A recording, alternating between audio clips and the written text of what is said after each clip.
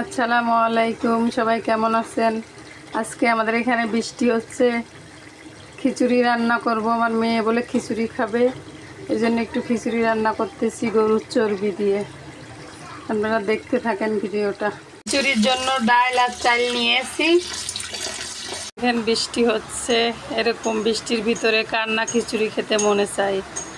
কি সুন্দর একটা পরিবেশ।